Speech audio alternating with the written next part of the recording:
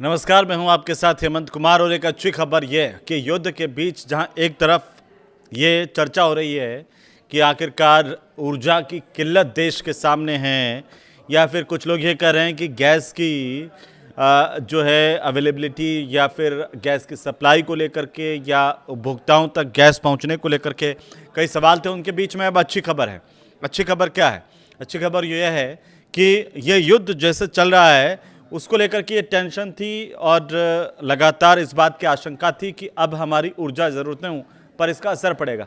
लेकिन अच्छी बात यह है कि अब ऊर्जा ज़रूरतों को लेकर के नए विकल्प भारत तलाश रहा है। वो विकल्प क्या है, उन पर आज हम बात करने वाले हैं इस वीडियो में। दरअसल सबसे पहले गैस की बात कर लें, क्योंकि गैस और ऊर्जा के जो नए विकल्प है वो अब देश तलाश रहा है, क्योंकि युद्ध लंबा खींच रहा है। हॉर्मुज स्ट्रेट से जो हमारे जहाज है वो उतनी तादाद में नहीं निकल पा रहे हैं जितने इस युद्ध से पहले निकल रहे थे, ये भी सच्चाई है। और ईरान की ये जो जंग है उससे भारत में कुछ लोग कह रहे थे कि गैस की कमी आ रही है और हमारा स्टॉक जो है वो भरपूर पूरा जो है उस पर असर पड़ रहा है। तो ऐसे में उससे निपटने को लेकर के सरकार की तरफ से कुछ नए विकल्प तलाशे गए हैं। वो विकल्प क्या हैं? वो विकल्प यह है कि सरकारी तेल और गैस कंपनियां जो है वो अब नए देशों से रसोई गैस यानी एलपीजी खरीदने का ऑप्शन तलाश रही है। आप कहेंगे कि ये हॉर्मुज वाला रास्ता अगर ब्लॉक हो गया या बंद है या युद्ध लंबा चला तो नया रास्ता क्या हो सकता है? नया रास्ता बताएंगे, लेकिन चूंकि इस वजह से Indian oil, Bharat petroleum, Hindustan petroleum, GAIL जैसी जो कंपनियां हैं वो अब अफ्रीकी देश है अंगोला की सरकारी कंपनी सोनानगोल से एलपीजी खरीदने पर बातचीत कर रही है। मीडिया रिपोर्ट्स ये कर रही हैं कि ये कंपनियां सोनानगोल के साथ में लंबे समय का समझौता तैयार करने पर विचार कर रही है ताकि हम लंबे समय तक एलपीजी वहां से ले सकें। अब हालांकि बातचीत अभी शुरुआती दौर में बताई जा रही है और सरकारी स्तर पर बातचीत अभी चल रही है, लेकिन दरअसल भारत की जो 92% एलपीजी जो है वो खाड़ी देशों से आती है और ऐसे में जाहिर सी बात है युद्ध जब छिड़ा इसका असर भारत पर भी पड़ा। लेकिन अब आगामी दिनों में ये असर नहीं रहे, इसके लिए ये महत्वपूर्ण कदम है। भारत सरकार इस निर्भरता को घटाना चाहती है। ऐसे में अगर अंगोला से हमारा करार हो जाता है तो ये जो जहाज है वो कहाँ से आएंगे? हॉर्मुज स्ट्रेट से नहीं आएंगे, वो आएंगे अटलांटिक और अरब सागर से होते हुए सीधे भारत। उन्हें हॉर्मुज स्ट्रेट से नहीं गुजरना होगा। ये नए विकल्प है, नया रास्ता है और नए भारत की नई तरकीब है। क्या है? अंगोला से एलपीजी क्यों खरीद रहा है भारत? अब कई लोग कहेंगे कि हम तो खाड़ी देशों से एलपीजी खरीद रहे थे, अंगोला से क्यों? इसका जवाब सुनिए।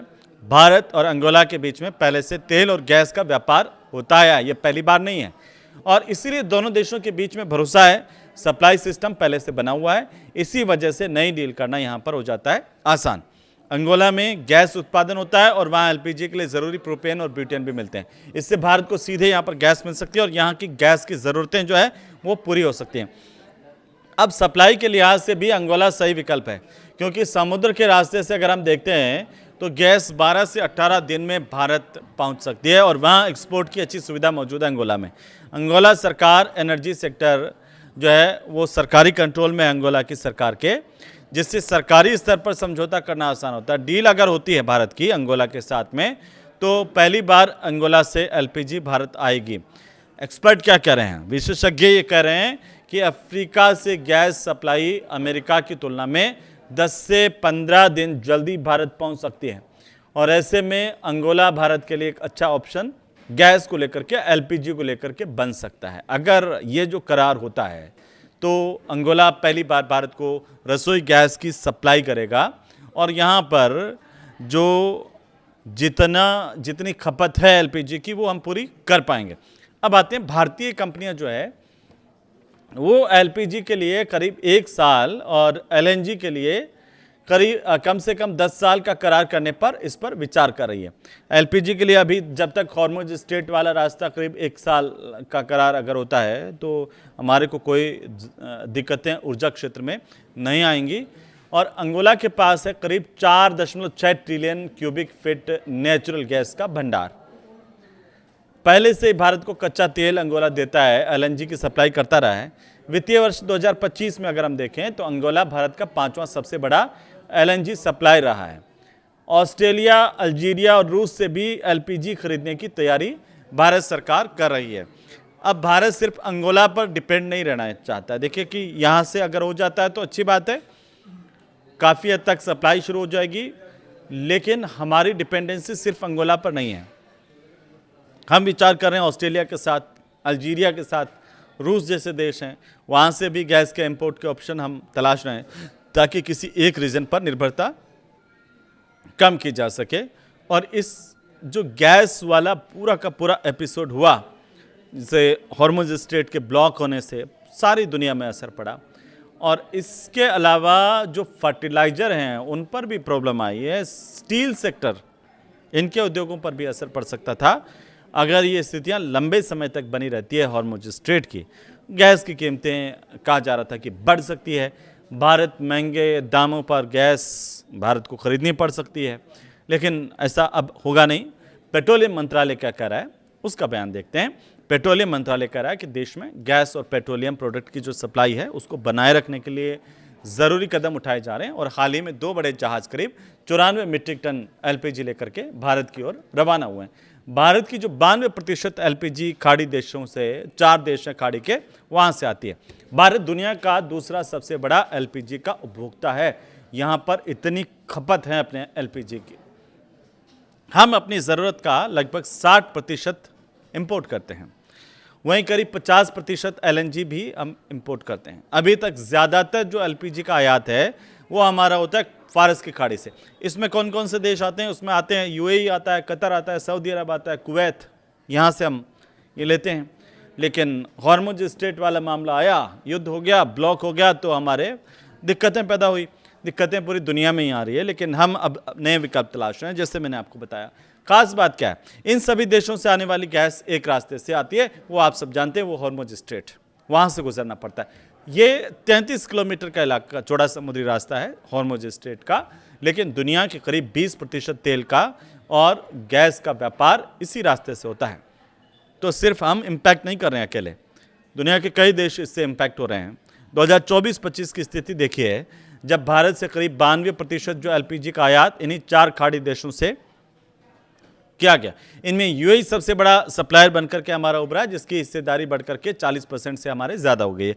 वहीं कतर की बात करें और सऊदी अरब की बात करें तो उनकी हिस्सेदारी में थोड़ी गिरावट आई है। उधर भारत में एलपीजी की मांग बढ़ी है, लेकिन उत्पादन हमारा उतना नहीं बढ़ा है, जिसकी वजह से कुछ दिक्कतें पैदा हुई। भारत में अब एलपीजी की मांग को देखें तो बहुत तेज़ी के साथ ये घरेलू डिमांड एलपीजी की बढ़ गई है, लेकिन घरेलू उत्पादन हमारा नहीं बढ़ रहा है। वजह क्या है कि इसकी वजह से देश को अपनी ज़रूरत का एक बड़ा हिस्सा विदेशों से मंगवाना पड़ता है, और इससे सप्लाई को लेकर जोखिम बढ़ गया है। सरकारी आंकड़े ये कहते हैं कि भारत ने साल 2024-25 में 20.67 मिलियन टन एलपीजी आयात की, जो 2019-20 के 14.81 मिलियन टन के मुकाबले में करीब 40% ज़्यादा है। दूसरी तरफ भारत का घरेलू उत्पादन जो है वो लगभग अभी स्थिर है। 2019-20 में देखें तो देश ने 12.82 मिलियन टन एलपीजी का उत्पादन किया था। 2024-25 में कहा जा रहा है कि ये घट गया और करीब रह गया 12.79 मिलियन टन, यानी उत्पादन में हमारे कोई बढ़ोतरी दर्ज नहीं हुई है। 2024-25 में भारत ने 31.32 मिलियन टन एलपीजी का इस्तेमाल किया। 2024-25 की बात मैं कर रहा हूँ, जहाँ पर पूरे इस 2024-25 की फाइनेंशियल ईयर में 31.32 मिलियन टन एलपीजी हमने इस्तेमाल किए। जो 2019-20 का हमारा इस्तेमाल करने का मानक था कि 19% के करीब, उस मानक से 19% ज़्यादा हमने 2024-25 में इस्तेमाल किए हैं। जितना भी हमने पिछले सालों में 19-20 की अगर हम बात करें, 19-20 में जितनी हमारी खपत थी वो अचानक से बढ़ गई और 19% तक 24-25 में पूरी बढ़ी है।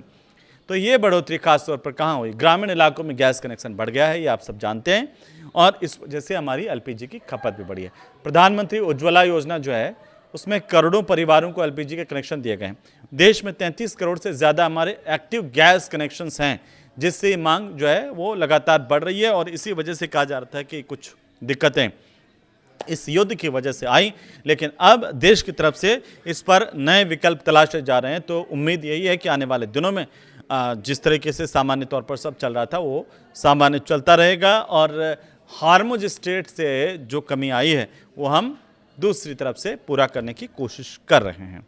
अब सरकार इसको लेकर के संवेदनशील है, बात कर रही है। इसके नतीजे क्या होंगे वो हमें आने वाले दिनों में देखने को मिल जाएंगे। ये वीडियो आपको कैसा लगा हमें ज़रूर बताइए कमेंट करके, और अच्छा लगा तो इसे शेयर कीजिए। नमस्कार।